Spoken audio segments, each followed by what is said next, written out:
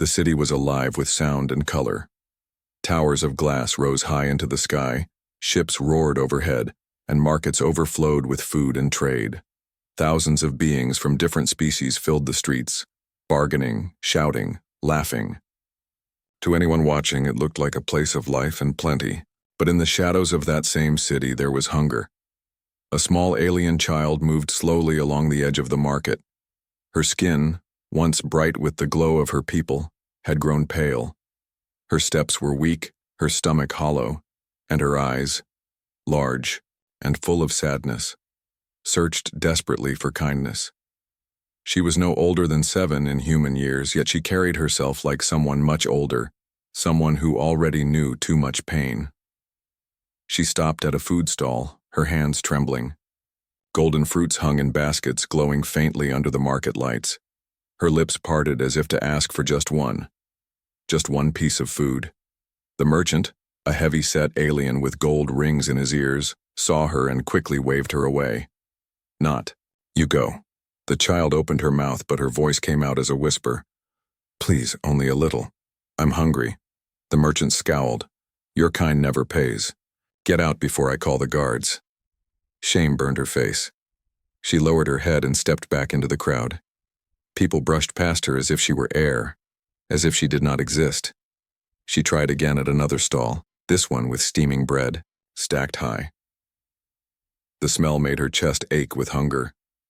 She raised her small hand, offering the only thing she had, a broken charm tied around her wrist, a keepsake from her family long gone. "Food. Please, I can trade this." The stallkeeper laughed, a cruel, sharp laugh that made others nearby turn and stare. "Trade? For that junk? Starve somewhere else." The child clutched the charm back against her chest and staggered away. Hours passed. The sun began to sink, painting the sky in red and gold. Her small legs carried her slower and slower, her body heavier with every step. She sank down against the wall of a building, curling her knees close to her chest. The world around her still roared with life, merchants shouting, guards marching, nobles riding past on sleek hovercrafts. Yet none of it reached her. Her stomach growled so loudly she pressed her hands against it as if trying to silence the sound. Tears welled in her eyes. She thought of her parents, lost to sickness long ago. She thought of her people, scattered and broken, most treated like beggars across the galaxy.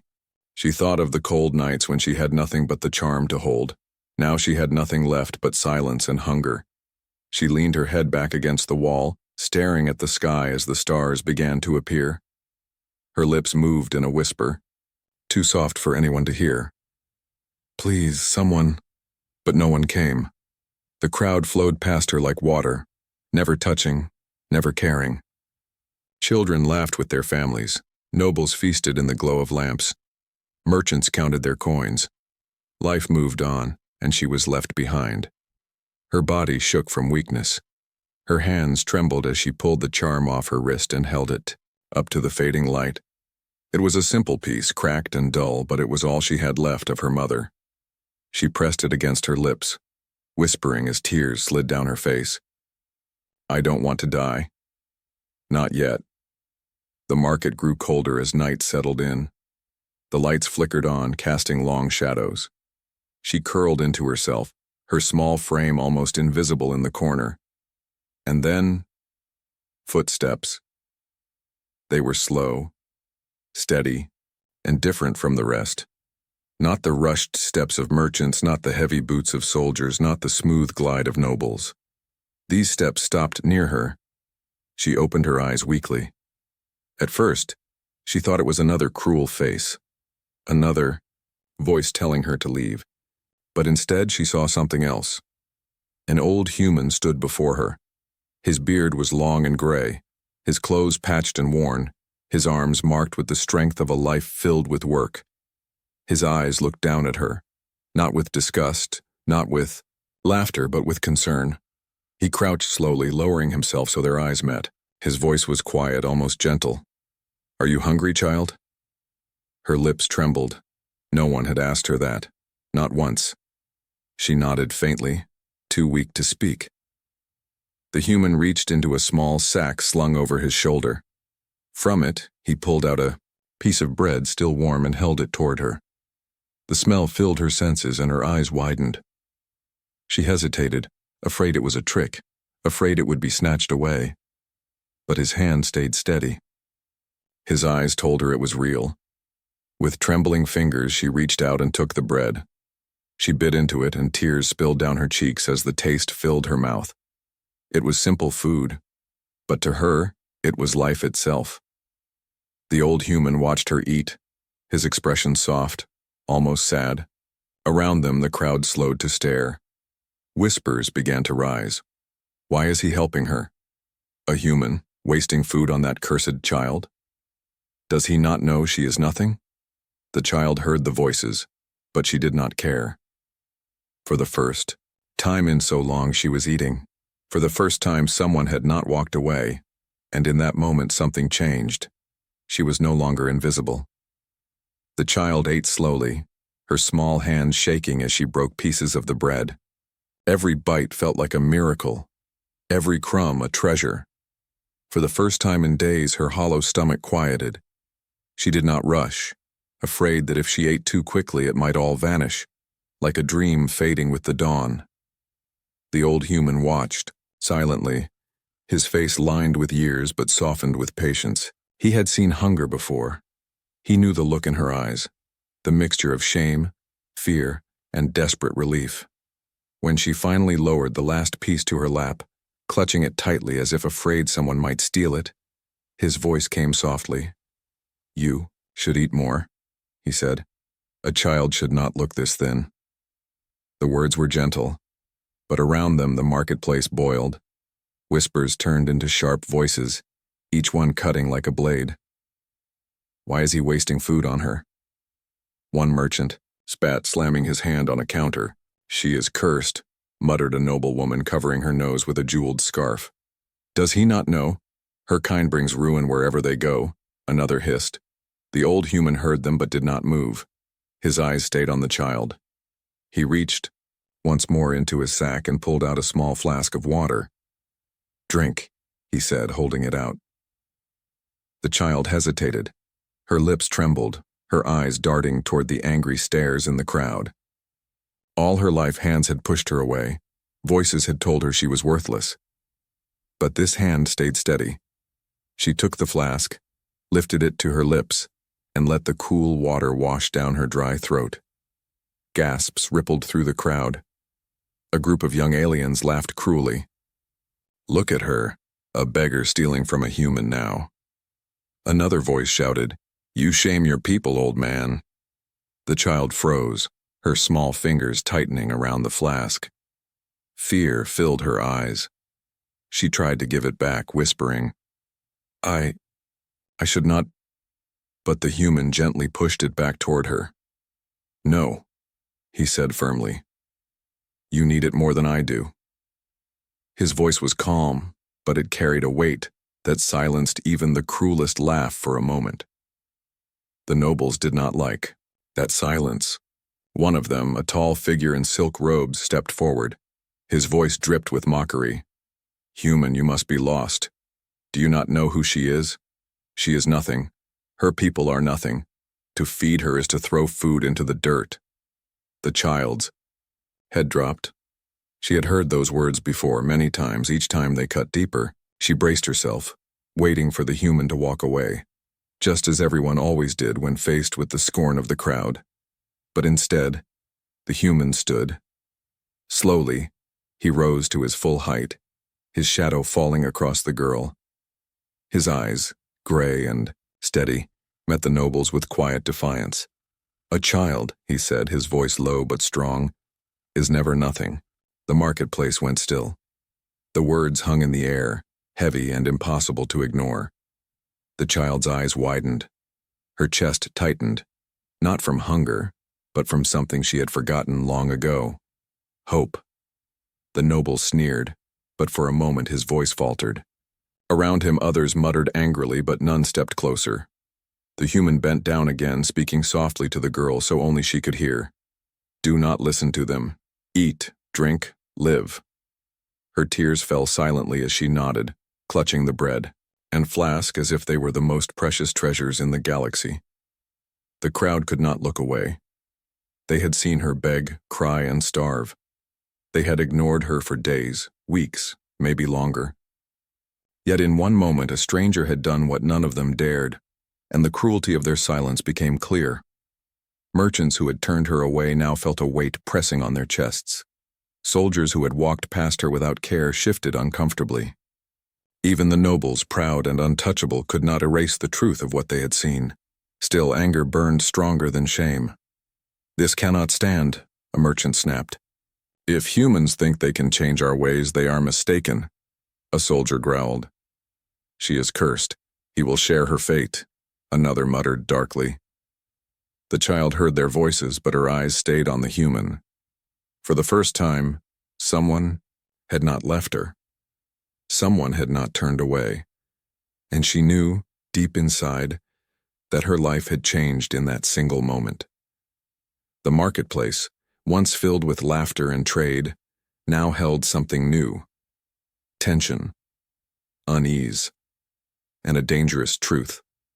Silence had been broken, but mercy is not easily accepted in a world built on pride, and the galaxy would not forget this act. The marketplace buzzed like a disturbed hive. Whispers, mutters, and angry voices clashed in the air, all circling around the same scene: an old human kneeling beside a starving alien child, refusing to let her die. Merchants leaned over there, stalls shaking their heads. Nobles sneered from the shade of their jeweled carriages. Soldiers stood at the edge of the square, their hands resting on their weapons as if deciding whether mercy itself was a crime. The old human felt their eyes pressing on him, but he did not move. He stayed beside the girl, his presence like a wall against the storm of voices. "Why do you do this?" a merchant shouted, his voice dripping with disgust. "She is worthless. Her kind are beggars, nothing more. To feed her is to insult us all." The old man turned his head slightly, his eyes calm but sharp. "To let a child starve is the only insult here." The words silenced the crowd for a heartbeat. It was not a shout, not a threat, but the truth spoken plainly. And plain truth is often the most dangerous weapon of all. The noble in silk robes stepped forward again, his face red with fury. "You dare shame us, human? You think your compassion makes you greater? She is cursed. Her people are cursed. To save her is to bring ruin." The child flinched at his words, lowering her head. She had heard this her whole life: that she was cursed, broken, unwanted. But before her shame could swallow her again, the old man's hand rested lightly on her shoulder. He looked up at the noble, his voice steady as stone. "If she is cursed, then so am I, because I will not leave her." Gasps rippled through the crowd. No one had ever spoken like this before. Not here, not against the weight of tradition and law. The soldiers shifted uneasily. The nobles muttered among themselves. The child's breath caught in her throat. Her eyes filled with tears, but not of despair. Something new flickered inside her chest, something fragile but bright. Hope. The old man rose slowly to his feet, standing tall despite his age. His gray beard moved in the wind, his scarred hands clenched at his sides. He looked out over the crowd, his voice carrying further now, no longer just for the girl but for everyone watching. "You call yourselves strong because you turn away from the weak. You laugh at her suffering and call it law. But strength is not in cruelty. Strength is in lifting those who cannot stand. Strength is in feeding those who hunger. Strength is in refusing to let a child die in the dirt." The marketplace fell silent. Every word cut deeper than a blade. The nobles scowled. The merchants grit their teeth. But they could not shout him down, because they all knew, deep in the corners of their hearts, that he was right. The child looked up at him, her small hands clutching the bread he had given her. She had never heard anyone speak for her before. No one had ever defended her, never stood between her and the world's cruelty. But now, this old human did, and the crowd could not look away. One soldier finally stepped forward, his armor clinking as he moved. His voice was sharp, meant to cut through the silence. "Enough, human. You shame this market with your words. If you wish to save her, then claim her. Take her as your own. Bind your name to hers. Let your honor fall with her fate." The crowd gasped. This was no small demand. To claim the child was to take full responsibility for her life. It was not just feeding her. It was making her family, and for a human to bind himself to one of her kind, it was unthinkable.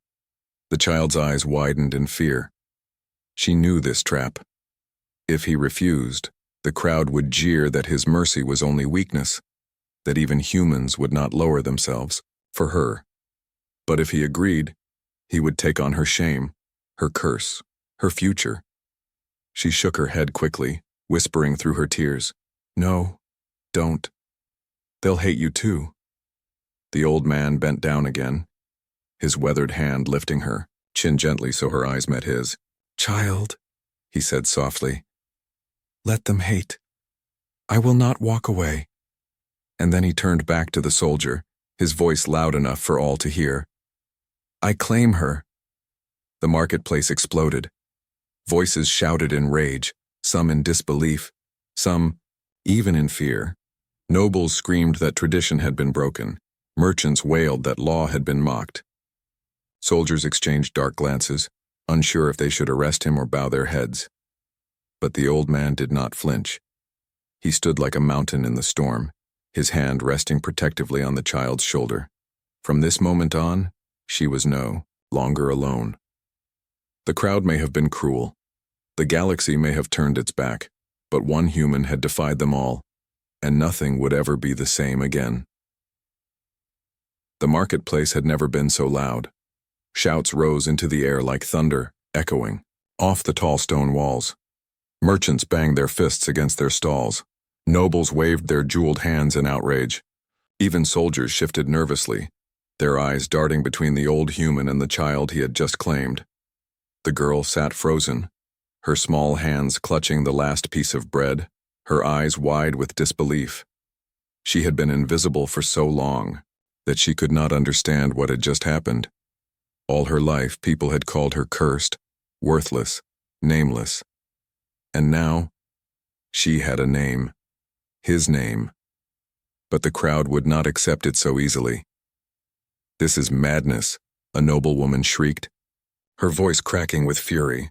"A human binds himself to a beggar? To dirt?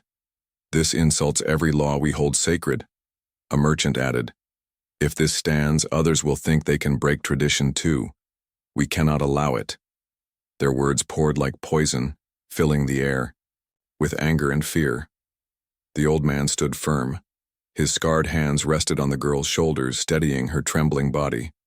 His voice was calm, but it carried far. "I gave her my name. That is enough. You may hate me for it, but you will not take it back." Gasps rippled through the marketplace. He had spoken it plainly, without hesitation. The act could not be undone. By their own laws, once a claim was made and witnessed, it was binding. The girl was his now. The soldiers stepped closer, their armor clinking as they formed a half-circle around him. Their leader's face was hard. "You understand what you have done, human? You have tied your honor to hers. If she falls, you fall. If she carries shame, so do you." The old man nodded. "So be it." The leader narrowed his eyes. "Then hear this. By our law, she is no longer nameless. But if she breaks it again, if she is seen as a burden, you will share her punishment." The child whimpered softly, pressing her face against the old man's side. Fear clung to her like a shadow.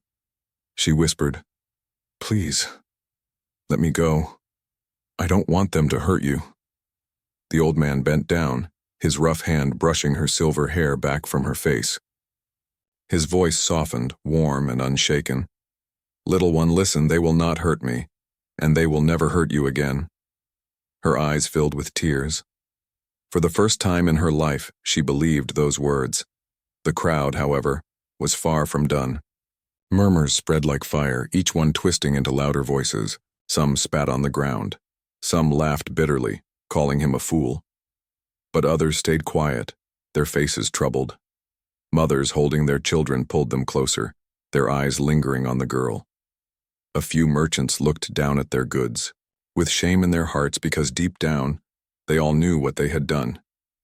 They had let a child starve in plain sight, and one man, an outsider, a human, had shown them what they could not bear to face. The old man guided the girl to her feet. Her legs shook, weak from hunger and fear, but his hand steadied her. Together they walked slowly through the market. The crowd parted not from respect but from shock. Eyes followed them, some burning with anger, others with unease. Whispers followed in every direction. He has doomed himself. Humans are strange, too soft, or too dangerous. The girl leaned against him, her small voice trembling. Will they follow us? He looked down at her, his expression calm. Let them. You are not alone anymore. They stepped out of the market square and into the quieter streets beyond. The noise of the crowd grew distant, fading into the hum of the city. Still, the weight of what had happened hung heavy in the air. The old man knew the story would spread. By nightfall, it would reach the taverns. By morning, it would cross star systems. His choice had set something in motion that could not be stopped.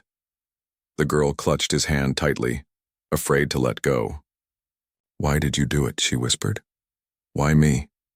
He paused, his gray eyes softening as he looked down at her. Because everyone else walked away, and I will not. Her breath caught in her throat. She pressed her face into his side, her tears falling silently. For the first time in her life, she felt safe. But safety was fragile, and the galaxy was watching. Far above, in the towers of the city, nobles gathered to whisper about punishment. Merchants debated what it would mean if humans spread such defiance. Soldiers reported to their commanders, uncertain whether to admire the man's courage or fear the consequences. And somewhere beyond the stars, the story was already beginning to change. Some would mock it. Some would twist it into a lie. But others would hear it and wonder, if one human could do this, what else might humanity dare to change? The child resting against the old man's side did not know about the ripples spreading outward. All she knew was this. She was no longer starving, no longer nameless, no longer invisible. She had a name. She had a protector. She had a beginning. And the galaxy, though it did not yet realize it, had just witnessed the first spark of something far greater. By the time the old man and the child left the market, the story had already begun to spread. Whispers carried faster than any ship, faster than any law. People repeated it in shocked voices, each retelling changing slightly, but all carrying the same truth. A human had claimed a nameless alien child as his own. In the taverns, merchants slammed their cups on wooden tables. This will ruin us all, one barked. If humans think compassion is stronger than tradition, they will pull others into their madness. Another spat ale on the floor, muttering, one act of weakness, and soon the poor will demand more. Today a child, tomorrow an army. The noble halls high above the city, silk robes rustled as voices rose. A nobleman with jeweled fingers hissed, "The human has shamed us. If his act is left unchallenged, others may follow. Our laws will lose their teeth," a noblewoman answered coldly. "Then we must make an example of him. Mercy must not spread." And among the soldiers the whispers were different. Some sharpened their blades with anger. "He dares spit on our law," one growled. "We should drag him into the square." Yet others looked uneasy. But he faced the crowd alone. A younger soldier said quietly, "And none of us stopped him. Does that not mean something?" His words earned only silence. The story rippled outward, reaching even the poor districts where mothers rocked their hungry children to sleep. There the whispers were softer, trembling with wonder. A human gave his name to a starving girl, one woman told her son. He stood against them all. Another added, maybe not all hearts are blind." Back in the small shelter, where the old man rested with the girl, the world outside grew restless. The child lay curled under a thin blanket, her small chest rising with steady breaths. She was still weak, but the bread and water had given her strength she had not known in weeks. She clutched her broken charm tightly, no longer as a reminder of loss, but as a reminder that someone finally stayed. The old man sat near the door, his back against the wall, listening to the distant murmurs of the city. His eyes were calm, but he knew what was coming. He had not lived this long without understanding how quickly kindness turns to danger in the eyes of the proud. The child stirred, opening her eyes. Her voice was soft, filled with worry. "They're angry, aren't they?" "Yes," the old man said simply. "Will they take me away?" she whispered. He shook his head, his voice firm. "Not while I live." Her eyes filled with tears. But this time they were not only of fear, they carried something else. Trust. Outside, the city trembled with debate. Some cursed the humans' defiance, others admired it in secret, and many feared the change it hinted at. For centuries, silence had been the rule. To look away from the weak, to ignore the cries of the hungry, to bury shame under tradition, that was the way of things. But one human had broken that silence, and once broken, silence can never be whole again. The whispers traveled further still. Traders carried them to other cities. Smugglers whispered them in dark alleys, and wandering pilgrims told them by firelight. With every retelling, the human grew taller, the child smaller, the act larger than life. Some called it foolishness, others called it rebellion, but a few called it by its true name, hope. The nobles hated that word most of all. In their chambers, plans were made. Some argued the human must be punished, stripped of honor, exiled, or worse. Others warned that punishment might only feed the fire. "If we strike him down," one noble warned, "the story will grow stronger. He will become a symbol, and symbols are harder to kill than men." The merchants, too, argued among themselves. To them, tradition was profit. But now buyers looked at their stalls differently, their eyes filled with unease. The shame of what they had refused to do hung in the air. "He bought food for her," one muttered, "and we turned her away. What does that make us?" His partner sneered. "It makes us rich. Let the human choke on his pity." But even as he said it, his hands trembled. Among the poor, the whispers grew into quiet prayers. Mothers told their children of the girl who had been saved. Fathers spoke of the human who refused to walk away. In hidden corners, songs began to form, simple whispered songs of defiance and mercy. The child did not hear these whispers. She only heard the steady voice of the man who had stayed. But the old human knew. He felt the shift in the air, the way stories bent like rivers, flowing toward places even he could not predict. By saving one starving child, he had shaken the pride of nobles, the profit of merchants, the silence of soldiers, and though they hated him for it, they could not undo it. The outrage spread like fire. But so did the whispers, and in the quiet corners of the galaxy, something dangerous was beginning to grow. Hope. The city did not sleep that night. Lights burned in the towers, voices echoed in the streets, and the story of the human and the starving child spread like fire through dry grass. It was told in whispers and shouts, in taverns and noble halls, in quiet homes and guarded barracks. Everyone knew of it, and no one could forget it. But while the city argued, the old man and the child sat in silence inside a small shelter. The girl lay on a simple blanket, her thin frame slowly recovering from days of hunger. She held the broken charm of her mother tightly, but her other hand clung to the human's sleeve, as if afraid he would vanish like all the others who had turned away. He did not move. He sat by her side, his back against the wall, his eyes watching the door. He had lived long enough to know anger would come for them. But for now, all that mattered was the steady sound of her breathing. The girl opened her eyes in the dim light. "Why did you not leave me?" she asked softly, her voice trembling. The old man looked at her, his weathered face calm. "Because no one should walk alone in hunger. Not a child." She stared at him for a long moment as if trying to see if his words were real. Then she whispered, "But now, they hate you too." He nodded slowly. "Let them hate. Hate is easier than shame, but hate cannot erase what has been done." Her small chest rose with a shaky breath. For the first time in her short life, she believed someone meant those words. Outside, the whispers had grown into arguments. Some called him a fool. Some demanded punishment. But others, more than the nobles wanted to admit, found themselves asking questions they had buried for years. Why was it wrong to feed the hungry? Why should a child suffer to protect pride? If one human dared to act, why couldn't they? The nobles met in their halls of gold, their voices sharp with fear.